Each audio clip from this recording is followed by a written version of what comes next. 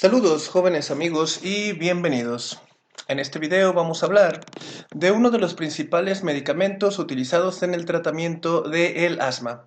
Dado que esta patología es una de las que nos enfrentamos cada diario en el escenario clínico, es muy importante tener en cuenta un vistazo general a los medicamentos que más utilizamos para revertirle. Hablamos desde luego de el salbutamol. Empiezo. Como siempre, tenemos que entrevistar a nuestro medicamento y ver qué dicen las escrituras farmacológicas. Por lo tanto, decimos, ¿y tú quién eres, medicamento? Y ese nos dice, soy el salbutamol. Oye, yo te conozco, a ti te utilizan mucho para eso del asma. Sí, eso es cierto, dice el salbutamol. Y entendiendo eso, es un problema pulmonar, principalmente de una reacción exagerada en los bronquios, bronquiolos que constituyen la vía respiratoria inferior, en particular en su morfología muscular. Bronquios, bronquiolos, están recubiertos de músculo liso y como músculo tiene la capacidad de contraerse. Todo eso reacciona sobre todo a un componente inmunitario. ¿A qué quiere decir eso? Bueno, algunas personas son más susceptibles inmunitariamente que otras a una reacción de los bronquios ante ciertos estímulos. Uno de los principales culpables es la sobreexageración de la respuesta de la inmunoglobulina E, que normalmente se encuentra patrullando en el cuerpo y se activa ante reacciones alérgicas. Solamente que en las personas con asma está sobreexpresada, es un poco exagerada. Esta inmunoglobulina E, ante la presencia de las proteínas de los ácaros del polvo, la caspa de algunos animales, la presencia de algunos hongos, la humedad, el polen, incluso el frío o infecciones de la vía respiratoria inferior van a constituir un principal estímulo para que la inmunoglobulina E, llamada también IgE, se active y ponga manos a la obra. Una vez activada esta inmunoglobulina, esta va a despertar, va a alertar a un patrullero que está estacionado en la vía aérea inferior. En los pulmones está estacionada, vigilando, una célula inmunitaria llamada mastocitos. Estos mastocitos, al ser alertados por la inmunoglobulina E, estos son activados. Y una vez activados, hacen despliegue y gala de sus principales armas, es decir, los mastocitos se dirigen a la parte de los bronquios bronquiolos donde ha sido el contacto directo con el estímulo alergénico para despertar un ataque, como si se tratara de una infección, como si se tratara de una lucha contra un invasor, pero en este caso pueden ser diversos factores. Ejercicio, frío, infecciones, ácaros, polvo, de esos libros viejos que al cerrarlos avientan polvo también del libro viejo, y entonces los mastocitos despiertan todas las armas. Especial atención en estas armas. Notas un punto importante, los leucotrienos, las prostaglandinas y la histamina se encuentran ahí. Son mediadores de inflamación, o sea que donde sea que ataque el mastocito dentro del bronquio, este va a sufrir las 4 características que distinguen a la inflamación: rojo, hinchado, doloroso y aumento de su temperatura. Hasta ahí todo bien. El problema es que las otras sustancias como la triptasa y el factor activador de plaquetas hacen que el músculo que está recubriendo a ese tubo del bronquio bronquiolo sufra una contracción.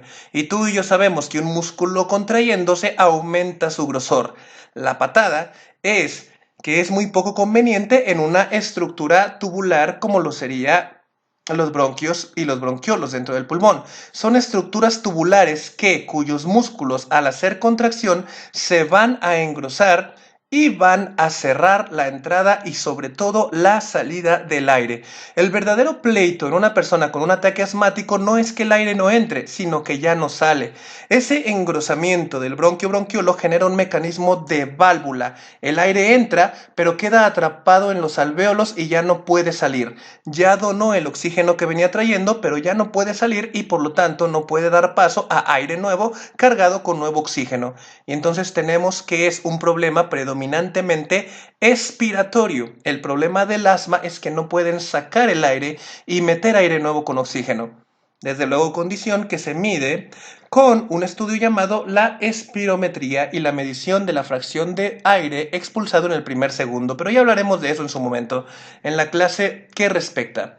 El problema entonces con las personas con asma es que tiene una hipersensibilidad, tiene la inmunoglobulina E que activa el mastocito demasiado arisca, demasiado alerta y con cualquier cosa se activa. El problema es que esta contractura muscular del músculo bronquial, dicha la expresión, cierra y empiezan los síntomas clásicos del asma en nuestro paciente. Disnea, sibilancias, tos y la consecuente hipooxigenación y claro, el riesgo de alteración en el pH y el deceso si no se revierte o si es un ataque grave. El problema es que con el paso del tiempo y mientras más se expone el paciente a esos alergenos, cada vez más células inmunitarias van a ir haciendo su aparición y desde luego también van a hacer despliegue de sus respectivas armas, creando inflamación tras daño crónico y posteriormente eso genera un problema a largo plazo en el paciente en el que las vías respiratorias están permanentemente inflamadas con poco aire pudiendo discurrir hacia adentro y hacia afuera y también hipersensibles ante cualquier pequeño estímulo, se contrae ese músculo y empeora de manera más rápida y duradera los síntomas del asma. Es ahí todo eso lo que nos platica el salbutamol y decimos, ah, muy bonita historia salbutamol, está bueno, entonces, ¿tú cómo actúas? ¿Qué es? ¿Cuál es tu contribución ante el ataque del asma? ¿Qué es lo que tú haces? Y el salbutamol dice, bueno, pues yo soy un agonista adrenérgico. Ah, ok, un agonista adrenérgico. ¿Qué es eso? Bueno, yo actúo igual que la adrenalina. La adrenalina, sí, la adrenalina es una sustancia que se produce en nuestro cuerpo, en las glándulas suprarrenales, y que desde ahí es liberada al cuerpo cada vez que hay una situación de estrés en el cuerpo. Infecciones, intervenciones quirúrgicas, desveladas o situaciones en las que el cuerpo debe de luchar o debe de escapar. Yo recomiendo escapar. Total, la adrenalina tiene efectos directos en el cuerpo. Por ejemplo, acelera el corazón, aumenta la presión arterial, genera en el paciente ansiedad, nerviosismo, estrés, lo único que quiere es luchar o salir corriendo. Pero también a la altura de los bronquios en el pulmón, promueve una circunstancia de broncodilatación, es decir, la adrenalina liberada en el cuerpo llega al músculo contraído de los bronquios y los abre. Relaja al músculo, el músculo deja de hacer contracción y se abre nuevamente la vía respiratoria, el aire atrapado puede salir y uno nuevo puede entrar. Eso es lo que normalmente hace la adrenalina. Ok, salbutamol. Entonces, ¿por qué al paciente mejor no le inyectamos directamente adrenalina cuando tenga un ataque asmático? ¿Por qué utilizarte a ti? Bueno, es que yo doy menos efectos adversos, yo doy menos reflejos de taquicardia y afección a la vía respiratoria, perdón, a la vía de la presión arterial, no las afecto tanto. Tengo menos inconvenientes, por eso soy tan bueno y tan utilizado. Ok, entonces, salbutamol, ¿cuál es tu diferencia con la adrenalina? No mucha, hacemos casi lo mismo, solo diferenciamos entre un grupo amino y un grupo oxidrilo de la cadena aromática. Rollos de química, pero a fin de cuentas soy un poquito más delicado, pero tengo la misma acción que la adrenalina, al menos en lo que el bronquio se refiere. Lo dilato, que es lo que se supone que va a revertir el ataque asmático. No, pues wow. Sí, no, pues wow. Bueno, continuando entonces en este aspecto, el salbutamol llegaría acá de este lado derecho a nuestros bronquios que están con la musculatura contraída y obstruyendo, relajaría esa musculatura, el músculo vuelve a ser flaco y el aire puede nuevamente salir y puede entrar nuevo. Ese es el punto. Bien. Entonces, el salbutamol, ¿cómo actúa? El salbutamol, que generalmente se utiliza inhalado, ya sea en dispensador o ya sea en nebulizador, el salbutamol llega con las células del músculo liso del bronquio, con todas y cada una de esas células y dice, hey, hola, yo soy el salbutamol, ¿y tú? Hola, yo soy la célula del bronquio.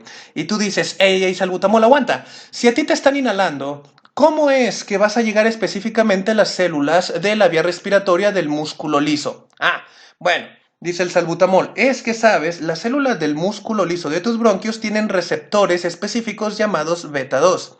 Esos receptores están repartidos en otros órganos del cuerpo, como las arterias, el corazón, pero también en los bronquios.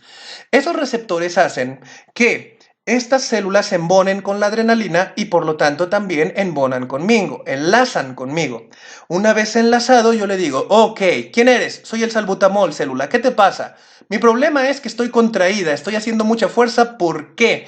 Porque la reacción de los mastocitos y las subsecuentes células inmunitarias están luchando encima de mí y eso ocasiona que yo me contraiga. Y el salbutamol dice, ok, tranqui, lo que vamos a hacer entonces es que yo, salbutamol, voy a fomentar célula que dentro de ti, utilizando una enzima llamada adenilato ciclasa, utilices la energía, que bioquímicamente se denomina adenosín trifosfato ATP, para que formes adenosín monofosfato cíclico y este se junte adentro de ti. Ese adenosín monofosfato cíclico, abreviado AMPC, se juntará dentro de ti en tu citoplasma, célula del músculo del bronquio, y eso te va a ayudar a que te relajes. Va a haber una relajación muscular y todos felices. El bronquio deja de hacer contracción, deja de estar grueso el túnel, se abre y el aire puede una vez más salir y entrar. ¡Qué padre!, ¿no? Sí, pero recuerda que tenemos también el efecto de las células inmunitarias, como ahí que. Recuerda que esas están en plena batalla en contra del alergeno.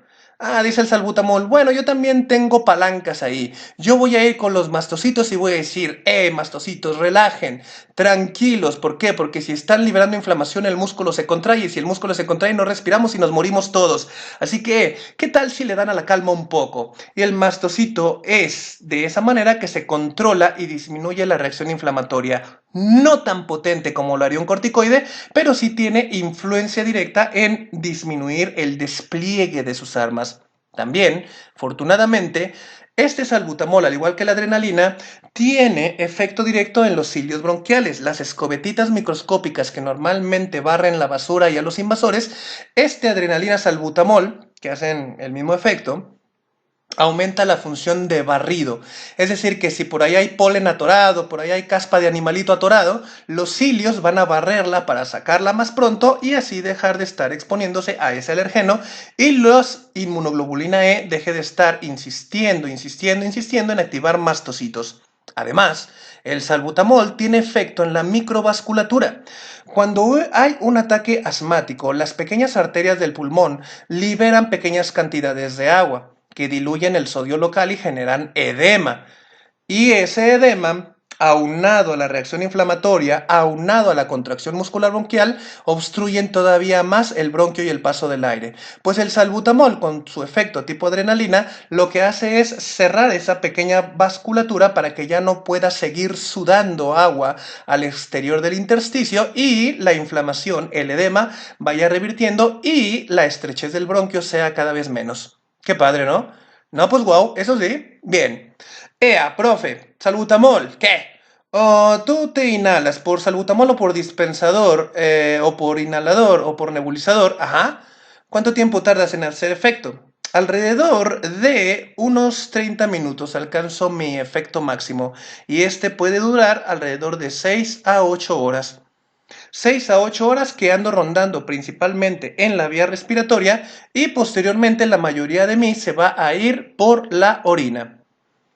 Y claro, si para entonces ya se revirtió el ataque asmático, qué bueno, claro que debes de retirar al paciente del alergeno que ocasionó el ataque en primer lugar y o si se trata de una infección, empezar a combatirla o dar tratamiento para que ésta dure en el cuerpo el menor tiempo posible. Ah, ok. Entonces, las propiedades aparte de las que acabamos de comentar con las que cuenta el salbutamol son las siguientes. Como ya mencionamos, la relajación del músculo liso en el bronquio. También tiene efecto sobre el músculo liso del tracto gastrointestinal. Y también tiene efecto directo sobre el músculo liso uterino. Ojo aquí, cuando llevemos las clases de gine vamos a tomar como referencia que antiguamente se utilizaba el salbutamol para detener las contracciones uterinas antes de tiempo. Cuando una mujer tenía contracciones uterinas, trabajo de parto antes de tiempo, contracciones del músculo liso de la matriz, se utilizaba el salbutamol precisamente para detenerlo, porque el salbutamol, así como relaja al músculo liso del bronquio, también lo hace con las células del músculo uterino. Claro que actualmente hay otros medicamentos con menos efectos adversos, mucho más potentes y más específicos, pero para fines de historia se utilizó en algún tiempo el salbutamol. Bien, fin de comercial. También otro punto muy importante del salbutamol en cuanto a enfermedades metabólicas se refiere, que también vamos a mencionar en su momento, es que este tiene un efecto adverso que es que baja el potasio. Personas que padecen de hiperpotasemia, el salbutamol puede ser una opción, entre otras tantas, para disminuir los niveles de potasio y evitar las terribles consecuencias que eso puede traer. Ya lo veremos también en su momento. Bien, otra de las propiedades que tiene el uso del salbutamol, atentos ahí las personas que tienen diabetes, es que estimula la gluconeogénesis hepática, es decir, estimula el uso de otros sustratos que no son glucógeno para producir glucosa. El problema con la gluconeogénesis es que aumentará la glucosa, que puede ser dañino en una persona con hiperglucemia, con diabetes mal compensada, y también aumenta la cantidad de cuerpos cetónicos en una persona con tendencia o inminencia de cetoacidosis diabética. Aguas en ese aspecto con las personas que padecen esa enfermedad crónica. Y también estimula la secreción de las células betas del páncreas, es decir, aumentará la secreción de insulina por el páncreas, pero también hará que el potasio en la sangre entre a las células y el espacio extracelular, disminuyendo su cantidad, su concentración efectiva y trayendo consecuencias, por ejemplo, de las arritmias cardíacas. Pero bueno, ya lo veremos cuando hablemos de las patologías de los electrolitos. Indicaciones. ¿A quién o en quién se va a utilizar el salbutamol? En las personas, como ya dijimos, con asma bronquial, en las personas que tengan bronquitis aguda por otra causa, no tiene que ser exclusivamente el asma, el uso del salbutamol, las bronquitis virales de temporada de frío también pueden ser mejoradas con este medicamento. Las personas que padecen enfisema pulmonar, bronquitis crónica, enfermedad conocida como el EPOC, como ya mencionamos, no de mucho uso, pero sí tenerlo en cuenta para las contracciones uterinas y también para auxiliar de la hiperpotasemia. Bien. Dicho eso entonces, como siempre, los medicamentos son muy buenos, efectivos, pero hay que tener en cuenta a quién no hay que dárselo. A las personas con marcada alergia a este medicamento, las personas con arritmia cardíaca con tendencia a la taquicardia, dado que su efecto tipo adrenalina lo aceleraría más al corazón, personas con insuficiencia coronaria, con infartos o con angina de pecho. ¿Por qué? Porque el efecto adrenalina del salbutamol aumentaría la frecuencia y la potencia de la contractilidad cardíaca. Eso haría que el músculo demande más oxígeno, más sangre para sí mismo, pero si tiene arterias coronarias colapsadas, la sangre que llega no puede ser suficiente y puedes despertar un ataque de angor, un ataque de angina, dolor precordial, incluso un evento isquémico. Personas que tienen hipertiroidismo, que tienen el metabolismo hiperacelerado, se tiene que utilizar con cuidado el salbutamol, porque no solamente la tiroides los estaría acelerando, sino el efecto adrenalina también contribuiría y eso traería consecuencias metabólicas devastadoras. Es decir, sí puedes usar el salbutamol en una persona con hipertiroidismo siempre y cuando esté bien controlada con los medicamentos respectivos de la patología. En los diabéticos, como dijimos, en los descontrolados que tienden a la hiperglucemia y en los que tienen inminencia de cetoacidosis por la estimulación de la gluconeogénesis que acompaña al efecto de este medicamento. Hay que tener muy en cuenta que si la persona es hipertensa y toma medicamentos antihipertensivos, beta bloqueadores, propanolol, metoprolol, bisoprolol, todos esos son bloqueadores de los receptores beta. Quiere decir que una persona bajo la influencia del antihipertensivo beta bloqueador no se va a beneficiar mucho del uso de salbutamol. ¿Por qué? Porque los receptores beta, que como dijimos están en los bronquios pero también en las arterias, están siendo bloqueados desde las arterias por el propanolol, pero también los del pulmón están siendo bloqueados. Así que tú puedes inundar al paciente de salbutamol hasta que lo sude, no va a poder hacer efecto porque no tiene un receptor en el cual enlazar, porque el propanolol beta bloqueador que fue utilizado para controlar la presión arterial también está bloqueando los receptores del bronquio. Y desde luego en los abuelitos por la tendencia al efecto adrenalina y la hiperestimulación metabólica que puede traer desde luego efectos deleterios en ellos, principalmente la glucosa y el potasio, no olvides eso. Bien, efectos adversos, como la mayoría de los medicamentos tienen su lado feo, las náuseas, la alergia, la intolerancia. La taquicardia, no olvides que tiene efecto tipo adrenalina, la gente se va a poner nerviosa, se le va a volar el sueño, van a tener temblores, palpitaciones en el cuerpo, palpitaciones en el pecho, aumento de la presión arterial, ojo ahí si tienes un hipertenso mal controlado, les va a volar el hambre y ten mucho cuidado con una persona que si de por sí ya tiene poco potasio, al ponerle salbutamol puedes empeorar la situación y poner en riesgo su vida. Desde luego, algunos libros indican que tienes que tener muy en cuenta a los pacientes que toman antipsicóticos. ¿Por qué? Porque el efecto adrenalina es un efecto estimulante. Si una persona no tiene un buen control de su medicamento para el control de la ansiedad, para el control del estrés, la adrenalina del salbutamol o el efecto similar a la adrenalina puede hacer que entre en una crisis de ansiedad, en una agudización de la condición de la ansiedad y obviamente eso requerirá desde ajuste de medicamento hasta hospitalización y observación estrecha. Bien, entonces como ves, el salbutamol tiene muchas ventajas en el aspecto de la hiperreactividad bronquial, venga siendo una bronquitis común y corriente, hasta un ataque asmático o un ataque de EPOC. Sin embargo, tenemos que tener en cuenta estos efectos adversos y la condición de cada uno de nuestros pacientes, individualizar su condición para saber qué dosis o cuántas dosis, cuánto tiempo administrar salbutamol o si conviene o no ponerlo. Y sí conviene estar en monitorización estrecha para no condicionar al paciente a situaciones que pongan en peligro su bienestar. Sencillo, ¿eh? Bien. Agradezco mucho su gentil atención. Preguntas, comentarios, regaños, mándenmelo por esa cuenta de inbox de Facebook. Me tardo en contestar, pero sí contesto. Bien, muchas gracias y buen día. Vamos a seguirle.